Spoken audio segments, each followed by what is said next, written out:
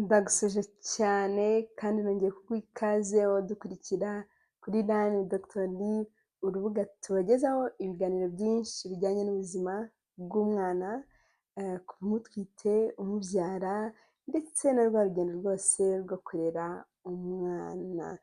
Niba uri mushya utarakora subscribe, please kanda ku nzogera kugira ngo tujye tubana kenshi. Ndabizi neza yuko ibiganiro ari ingenzi cyane cyane. Uyu munsi rero nkaba nifuje kukubwira ko nta mpamvu rwose yo guhangayika nimba ubona umaze amezi 2, 3, 4, 5, 6 utarasama. Guys, iki kiganiro ni icy'abantu mwese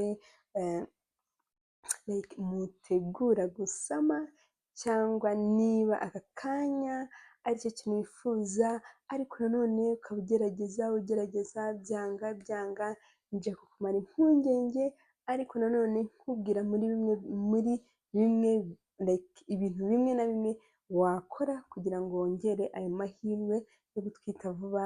Niba nyine uri gustruglinga ushaka gutwita byanze, please reba iki kiganiro kugera kirangiye kugira ngo wunguke byinshi nkuzaniye nyine bizagufasha kugira ngo utwite vuba.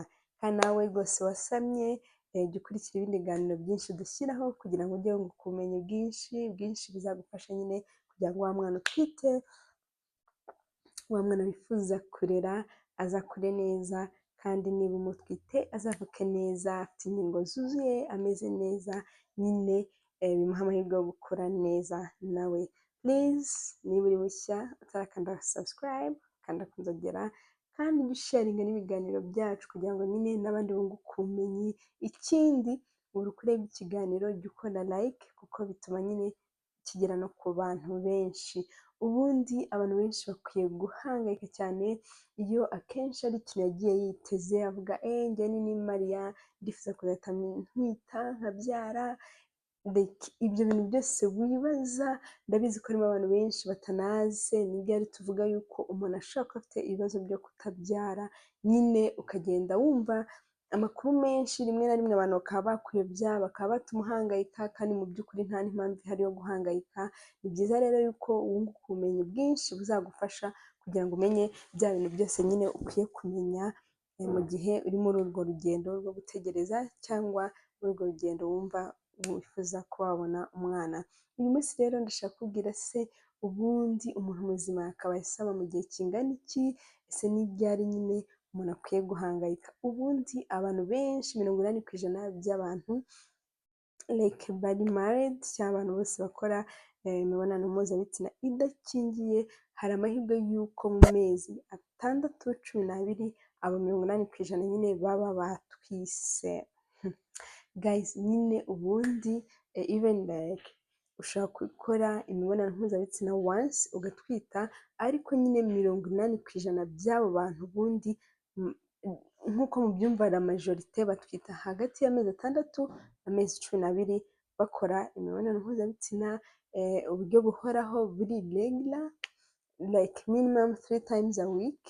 Then nyine muri icyo gihe cyose 80% bafite amahirwe y'uko nyine basama rwose nta kibazo kandi bitagoranye. Rero nimba uri wa muntu umaze amezi 2, 3, 4, ndakubwira yuko nta mpamvu yo guhangayika ihari, ukwiye gutegereza wihanganye kuko ushaka kuza muri aho ngaho 80 nyine ku ijana bagira ayo mahirwe yo kuba basama muri icyo gihe cy'amezi 6, 12. Rero tuvuga yuko umuntu ashobora kuba afite ibibazo byo kudasama cyane iyo ari umuntu ugiye kubyara ubwa mbere, akaba amaze igihe kingana n'amezi 12 cyangwa umwaka nyine akora regular sexual intercourse, cyangwa akora imibonano mpuzabitsina idakingiye mu buryo buri regular minimum 3 mu cyumweru, akaba nyine ari gustrugglinga bitari kumukundira. Ikindi kuri wa muntu waba yarigeze kubyaraho kenshi akaba yamara amezi 6 nyine agatwita nanone kandi ari kugerageza rwose, nabwo dushaka kuvuga yuko nyine yagize ibibazo byo kutabyara cyangwa ibyo twita infertility. Ariko nk'uko mubizi nyine ni rwa rugendo rusaba kwihangana, rusaba kuba ufite system like supporting system, baguha inama, bagufasha kugira ngo nyine ubashe kunyura muri ibyo bihe neza kandi utitwaye neza. Muri abo 80% rero bafite 15%, amahirwe 50% yo kuba either yabyara umuhungu cyangwa yabyara umukobwa. Rero bya bintu byose bajya babeshya ngo like do this, kora ibi ngibi kugira ngo ubyare umuhungu vuba, kora ibi ngibi kugira ngo ubyare umukobwa vuba, akenshi ntabwo ari byo nk'uko ubyumva. Uba ufite 15% yo kuba wabyara nyine umuhungu cyangwa umukobwa. Ikindi nshaka kukubwira, nimba nyine uri wa muntu uri gusitaragoringa, uri kunyura muri ibi bihe byakuyobeye, umaze umwaka, umaze imyaka 2, umaze imyaka 3, ubona bidakunda, uyu munsi tugiye kuzanira tips ushobora gukoresha rwose kugira ngo wongere ayo mahirwe yo kwasama vuba, nimba ari wa muntu nyine uri kugerageza ariko ukabona nyine ntabwo biri gukunda vuba. Ikintu cya mbere ubundi nk'uko mpora mbibabwira, before pregnancy ugomba kwitegura like physical, mental, byawe byose like ubuzima bwawe bwo mu mutwe, physical, like you have to be prepared. Ugomba nyine kuba witeguye gutwita. Icyo ni cyo kintu cya mbere, ukabiteguza ubwonko ukabyakira, bizagufasha rwose kugira n'umubiri witegure. Ikindi kintu nzahora nsubiramo kiri crucial ni diet. Ibyo ufata, intungamubiri ufata zimeze gutyo, ugomba kwibanda ku mboga, imbuto, poroteyine. Ibyo bintu bizagufasha n'ukuri kugira ngo umubiri wawe ube ready to conceive cyangwa kuba nyine watwita bitagoranye. Rero ndagushishikariza kwita ku bintu by'imboga, imbuto, ibintu birimo poroteyine, amagi, bya bintu nyine bizagufasha kugira ngo utwite vuba, kuko ibyo bintu bigaragaza yuko, ubushakashatsi bugaragaza yuko birimo antioxidant, bya bintu bizakurinda some inflammation zishobora kwipiaringa nyine kuba watwita. Ikindi nyine habamo n'amafolic acid yandi agufasha kugira ngo umubiri umere neza, witegure neza nyine kuba wakakira umwana. Ikindi ugomba kumenya nyine like kumonita like ugomba kumenya gushyira ibiro byawe ku murongo. Sometimes usanga abantu babyibushye cyane bafite ibiro byinshi ari abantu nyine basitaragoringa kugira ngo bazabone umwana. Ni byiza rero yuko balansinga ibiro byawe ntibibe byinshi kugira ngo nyine utagira like obesity, kimwe mu kintu gishobora gutuma nyine n'ubundi gutwita bigorana.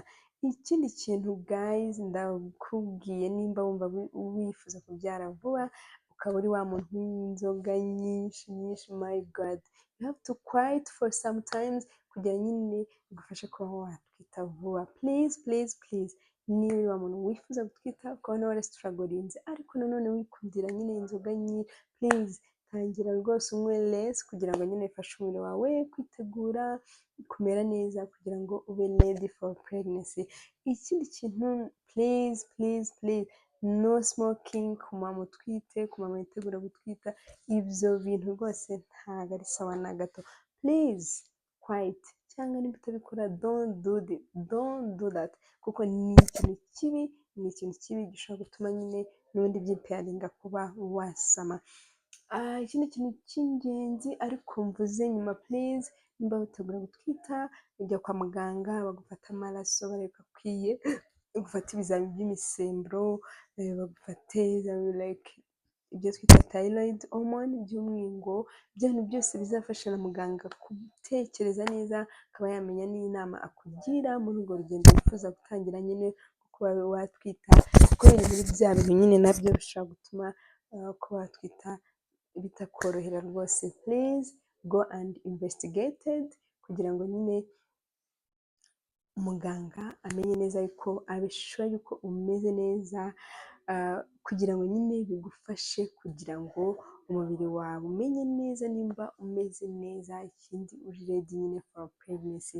Ibi bintu mvuze ni ingenzi, ni ingenzi. Abantu ntibakakuyobye ngo babone umaze amezi 2, babone umaze amezi 3 batangire kuguca intege, batangire kukubwira ibya bintu byose nyine bizatuma even like uba stressed ukumva ntabwo uzi icyo ukwiye gukora. Please, ibintu nkubwiye ni ingenzi, bizagufasha kugira ngo ubashe rwose kuba watwita vuba kandi byihuse. Rero ikintu cya mbere, tegura umubiri wawe. Icya kabiri, ita ku mirire yawe. Icya gatatu, nyine gerageza uringanize ibiro byawe ufite. Ikindi kintu nibagiwe cy'ingenzi ni ugukora siporo. Ubushakashatsi bumwe na bumwe bugaragaza yuko siporo iri mu kintu gishobora gutuma nyine biguha amahirwe yo kuba uwatwita vuba. Please do sport nk'uko mubizi ni ingenzi ku buzima bw'umuntu, cyane cyane nyine no ku buzima bw'umumama buba wumva yiteguye nyine kuba yaca muri urwo rugendo ruba rutoroshye. Iyo uri wa muntu ukora siporo bizatuma ibiro byawe bimera neza, bizatuma ubuzima bwawe buba healthy, bitume nyine na bya bintu byose wifuza bimera neza.